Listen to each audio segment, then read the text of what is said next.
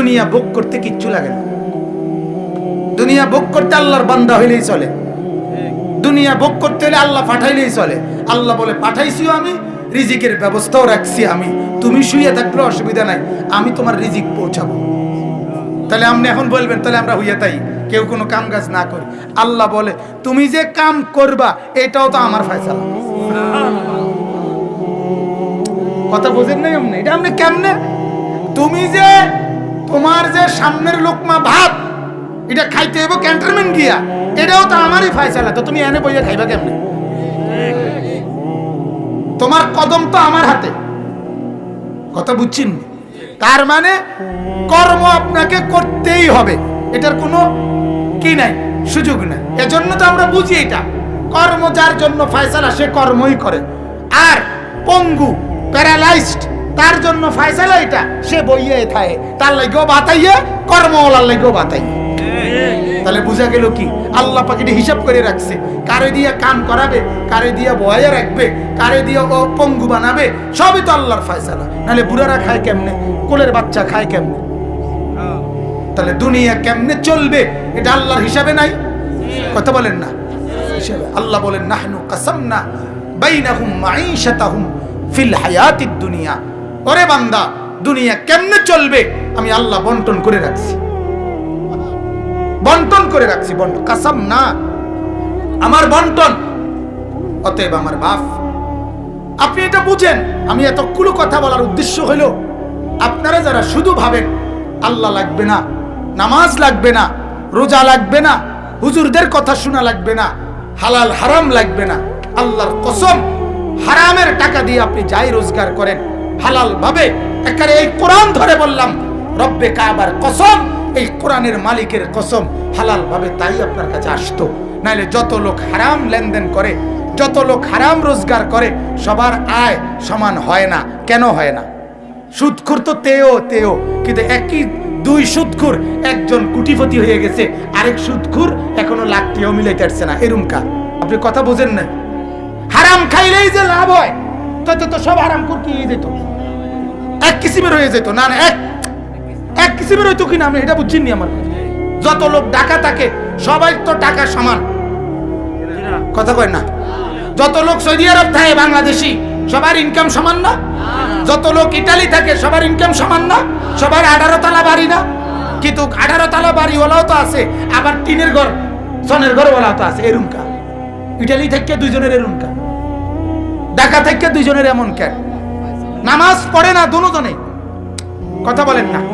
এতো নামাজ পড়ে না, হেতো কি পড়ে না, নামাজ পড়ে না, কিন্তু দুজনের ইনকাম সমান হয় না কাতে। আল্লাহ বলেন আমাকে রাজি করো আর আমাকে নারাজ করো, আমাকে মানো আর আমাকে না মানো, আমার অনুগত হও আর অবাধ্য হও, হারাম খাও আর হালাল খাও, জায়েজ করো আর না জায়েজ করো। কসম বান্দা যা তুমি মেহনতেই করিবা, কিন্তু আসবে আমার ফয়সালা যারটা। এইটা যদি আমি বুঝতাম আমার আরো লাভ হতো। আপনি করে আর কেমনি করি, আমারটা আমি বুঝি, এটা আপনি বুঝেন না। এটা আপনি কথা বুঝতে শিখেন। কেন আপনি হারাম করছেন? কেন আপনি কিস্তি নিচ্ছেন? কেন আপনি সুদ খাচ্ছেন? কেন আপনি সুদ দিচ্ছেন? কেন যুবক আল্লাহকে নারাজ করে দুনিয়ার মধ্যে ডুবে গিয়া দুনিয়া কি পাইলাম? কি পাইলাম? কেউ 15 দিনে বিদের জায়গা, কেউ 3 বছরও কি পায় না, ভিসা পায় না। এরম হয় কা যে চাইলেই যেমন যায়?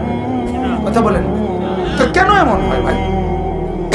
বলো ভাইয়া, বোঝো ভাইয়া, দুনিয়া আল্লাহ তাআলা একেবারে নিখুঁত ভাবে আল্লাহ কোরআনে বলছেন কুল্লুন ফি কিতাবিম মুবিন।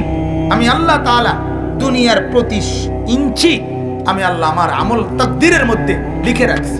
কেমনে কি হবে, রাত হবে কখন, দিন হবে কখন, ওই নদীতে জোয়ার হবে কখন, ভাটা হবে কখন, হাসবে কখন, কাঁদবে কখন, হাত উঠবে কখন, হাত নড়বে কখন, সবকিছু আমি আল্লাহ নির্ধারণ করে রাখছি। নির্ধারণ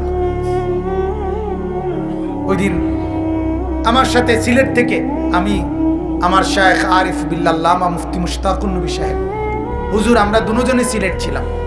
আমি 2 দিন পরে চলে আসছি, হুজুর আজকে রাত্রে আসবে। তো 2 দিন পরে যেদিন আমি চলে আসি, আমার রওনা দেওয়ার 1 ঘন্টা আগে বা আধা ঘন্টা আগে হুজুরের সাথে 2 জন লোক আমাদেরও মহব্বতের, ওনারা দুজন রওনা দিছে, বাসে চলে আসবে কুমিল্লা। রওনা দিছে ব্যাগ লইয়া, যে বাসায় আমরা ছিলাম ওই বাসার বারান্দায় আসছে। এই সময় হুজুরে আবার ডাক দিছে, ডাক দিয়ে কইতেছে আপনারা মাওলানা আনিস আজকে রাত্রে যাবে মাহফিল শেষ কইরা, দোনো মাহফিল শেষ করে আপনারা দুজন এখন বাসে না গিয়া ওনার লগে যাই। এরপরে উনি আমগোর লগে আমার সাথে রয়ে গেল দুজন। তো রাতের 2টা বাজে ওনারা ও আপনার সিলেট বালাগঞ্জ একটা উপজেলা, ওইখানে বসা ভাত খাইছে। তখন আমি বললাম আব্দুল মান্নান স্যার ভাবেন তো, ব্যাগ লইয়া রওনা দিছেন, গেট পর্যন্ত গেছেন গা, আপনি মনে করছেন রাতের ভাত খাবেন কে? বাদ মাওলা আপনার ভাত রাখছে বালাগঞ্জ, আপনি পারছেন আপনার রিজিক না খাইয়া যাইতেন। কি আশ্চর্য না, উনি তো স্বপ্নও ভাবে নাই, উনি তো রওনাই দিয়ে লাইছে। কিন্তু মালিক বলে না রে বান্দা, আজকের রাতের খানাটাও তোর সিলেটে, তুই যাবি কেমনে কুমিল্লা? আমার ভাই, আমি সবটা কথার দ্বারা এটাই বুঝাইতে চাই, আপনি এটা বুঝতে শিখেন। আমরা এটাই বারবার বলি, ইয়ালামুনা যাহিরাম মিনাল হায়াতিদ দুনিয়া, আমরা শুধু দুনিয়াটাই বুঝলাম। আল্লাহ বলে ওয়াহুম আনিল আখিরাতি হুম গাফিলুন, বান্দা তুমি আখিরাত থেকে গাফিল হলা। আরে বান্দা, 1 পিঠ শুধু বুঝলা, আরেক পিঠ বুঝলা না। মাটির উপরের পিঠটা বুঝলা, মাটির ওই পিঠ কবর, মাটির ওই পিঠ আখিরাত, ওইটা তো বুঝলা না। কেন এমন করলা? এই পিঠ তুমি সাজাইলা, তো ওই পিঠ কবর কে সাজাবে বান্দা? কে সাজাবে? অতএব আল্লাহ তাআলা বলেন, ওই কথাটা বলতেছিলাম, আমাকে ভুলে যায় যে আমি তার জীবন দুনিয়ায় সংকীর্ণ করে দেই। আর ওয়া নাহশুরুহু ইয়াউমাল কিয়ামাতি আ'মা, আমি আল্লাহ তাআলা তাকে হাসরের ময়দানে উঠাবো, হাসরে তুলবো তাকে, যখন সে দাঁড়াবে আ'মা, সত্যি সত্যি অন্ধ। আজকের সেজদা ছাড়া যুবক অন্ধ হয়ে উঠবে, আজকের সুদখোর অন্ধ হয়ে উঠবে, আজকের হারামখোর অন্ধ হয়ে উঠবে, আজকের জিনাখোর অন্ধ হয়ে উঠবে, আজকের মাদকাসক্ত যুবক, মদখোর, গাঁজাখোর, ফেন্সিখোর, ইয়াবাখোর, বাবাখোর, ডাইলখোর, এদের জন্য আছে সুখবর। এদের জন্য বুদ্ধিজীবীরা খুব চিন্তা করছে। বাংলাদেশের 3-4 দিন আগে বুদ্ধিজীবীরা, বাংলাদেশের বুদ্ধিজীবী এক দল, ওনারা সরকারের কাছে প্রস্তাব দিছে, মদ, ফেন্সিডিল, এগুলো মদের যত জিনিস, এগুলো বাংলাদেশের সমস্ত দোকানপাটে স্বাভাবিকভাবে খোলামেলা বিক্রয় করা হোক। তাহলে খোলামেলা কিনতে গিয়া শর্মে কিনতো না, ফলে মাদকাসক্ত নেশা কমে যাবে। বুদ্ধি, আরে সুবহানাল্লাহ, বুদ্ধি ও হ্যাঁ, কি বুঝলেন? কি মাথাটা দিছে? না না না, বুদ্ধিটা কি দেখছেন? আমার মনটা চাইছে যে ভাই একজন বুদ্ধিজীবীর বলি যে আমনে শুধু কদ্দুরি কথাটা, যে বুদ্ধিটা আপনি দিছেন, যে আমরা এই জায়গাটা আপনার এই প্রধান অতিথি হিসাবে কথাটা কইতে দিব, মাহফিলটার মধ্যে দেখবেন জুতাডি সবাই মুসল্লি শ্রোতা বলবে, জুতা প্রত্যেকে দরকার হলে কালকে আবার নতুন জুতা কিনো, আজকে তারে ফিটটা লাগে, ঠিক কিনা বলেন না? জুতা দরকার হলে কালকে সবাই এক লগে, দেবিদ্বারে এক মার্কেটের জুতা এক লগে কিনবো সবাই, যে ভাই আমরা গতকাল ফতেহাবাদ মাহফিলের শ্রোতা একত্রে আইছি, জুতা কিনতাম, সবটি জুতা ফিটটা লাগছে।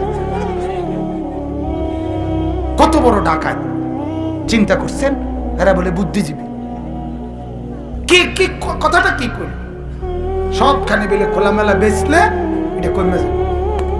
বেকুব কি হাটে বাজারে ওঠে? আল্লাহ মাফ করে দেন। তাইলে ওয়া নাহশুরুহু ইয়াউমাল কিয়ামাতি আ'মা, আল্লাহ বলেন হাসরে আমি তোমাকে তুলবো অন্ধ বানিয়ে। ক্বালা রাব্বি লিমা হাশারতানি আ'মা, নাফরমান আল্লাহর পাপী বান্দা আল্লাহকে বলবে রব্বুল আলামিন আমাকে কেন উঠালেন অন্ধ বানিয়ে? ওয়াকাদ কুনতু বাসীরা, আল্লাহ আমি তো দুনিয়ায় থাকতে চোখে দেখতাম। সে অবাক হয়ে বলবে আল্লাহ হাসরের মাঠে কেন আমি কিছুই দেখছি না? আমি তো চোখে দেখতাম মাওলা, আমার তো পুরা মনে আছে আমি 12 ঘন্টা মোবাইল চাইতাম, আমি কত উলঙ্গ ছবি দেখতাম, কত নর্তকী দেখছি, আমি তো সারাদিন ফেসবুকের মধ্যে পড়েছিলাম মাওলা, আমি তো সব দেখতাম, আমি আমার বউ দেখতাম, মানুষের ভিডিও দেখতাম, আল্লাহ আমি সব দেখতাম, আমি হিন্দি সিনেমার নর্তকীও দেখতাম, আমার বাড়ির মাকেও আমি দেখতাম, সবই তো আমি দেখতাম, আলো দেখতাম, বাতাসও দেখতাম, সব চতুর্দিকে তো আমি দেখতাম, আজ কেন আমি অন্ধ হয়ে গেলাম? আল্লাহ বলবেন কাযালিকা আতাতকা আয়াতুনা, বান্দা দুনিয়ায় তুমি তো বলছো তুমি দেখতা, কিন্তু আমি মাওলার আয়াত, আমার কোরআন, আমার বিধান বার তোমার কাছে এসেছিল, তোমার সামনে বলেছিল, ফানাসিতাহা, তুমি সবগুলোকে ভুলে গেছিলা, নামাজ ছেড়ে দিছিলা, রোজা ছেড়ে দিছিলা, জিকির ত্যাগ করছিলা, কোরআন ত্যাগ করেছিলে, হালাল ত্যাগ করেছিলে, পর্দা ত্যাগ করেছিলে, আমি মাওলাকে ত্যাগ করেছিলে। আল্লাহ বলেন কাযালিকাল ইয়াউমা তুনসা, আজ আমি আল্লাহ তোমাকে ভুলে গেলাম, যাও গেট আউট, আজ তোমাকে আমি ভুলে গেলাম। সেদিন দুনিয়ায় তুমি ভুলে গেলা, তুমি ভুলছো আমারে 60 বছর, আমি ভুলে গেলাম তোমাকে অনন্তকালের জন্য। যা যা বেঈমান, যা নাফরমান। তখন কি বলবেন? কোনো কথা থাকবে বাজান? বলেন না কোনো কথা থাকবে? অতএব আল্লাহ তাআলা বলেন, এবার আমি আমার কথা শেষ করে দিচ্ছি, বাকিগুলোর শুধু তর্জমা বলবো। ইন্নামা ইয়াতাযাক্কারু উলুল আলবাব। আল্লাহ তাআলা বলেন, ও নবী মনে রাখবেন, সবাইকে বলবেন আমার এই কথাটা, যে আমার নবী আপনার উপরে আমি যা নাজিল করেছি তাকেই কেবল সত্য মনে করে, আর তাকে গ্রহণ করে না সে অন্ধ। এই যে চোখ আর অন্ধের পার্থক্যটা আল্লাহ বলেন ইন্নামা ইয়াতাযাক্কারু উলুল আলবাব, এই কথাটা বুঝবে সে বিবেক আছে যার। কি আছে যার? দেমাগ, যে পাগল না, যার দেমাগ আছে, যার বিবেক সচল আছে, সেই কেবল এই কথাটা বুঝবে যে আল্লাহকে মানলে হয় চোখওয়ালা, রসুলকে মানলে হয় চোখওয়ালা, আল্লাহকে না মানলে হয় অন্ধ, রসুলকে না মানলে হয় অন্ধ। আল্লাহ বলে এই কথাটা বুঝবে যে সে কি বিবেকওয়ালা, যে বিবেকওয়ালা। এই জন্য এখান থেকে এটাও বোঝা যায়, আল্লাহকে যে চেনে না, রসুলকে যে চেনে না, কোরআনকে যে চেনে না, আল্লাহর বিধান যে চেনে না, তার কোনো বিবেক নাই, তার কোনো দেমাগ নাই। আপনি না বলেন সে শিক্ষিত হলে খারাইয়া মতে কেমনে? কথা বলেন নাকি? বিবেক, শিক্ষিত মানে তো দেমাগে কি আছে? বুদ্ধি বিবেক আছে। তো বুদ্ধি বিবেক থাকলে ফজরের নামাজ না পড়ে ঘুমায় কেমনে? বলেন, আল্লাহকে নারাজ করে ঘুমায় কেমনে? হ্যাঁ, সারাদিন একটাবার একটা মোবাইলের মিস কল সে শুনতে পায়, এত বড় মসজিদের আজান শুনতে পায় না, তার বিবেক কেমনে আছে? কথা বলেন না, তার বিবেক কেমনে আছে? যার এত বুঝ আছে, বন্ধুকে পর্যন্ত 2 দিন কল না দিলে বন্ধু রাগ করে, তার এতটুকু বুঝ নাই কেন? আমার পালনেওয়ালা মনিবকে 1 সপ্তাহ একটা সেজদাও করছি না, তিনি আমার সাথে রাগ করছেন না? এটা বুঝে না কেন? আল্লাহ তাআলা বলেন মূলত নাফরমানের কোনো দেমাগ নাই, নাফরমান জানোয়ার।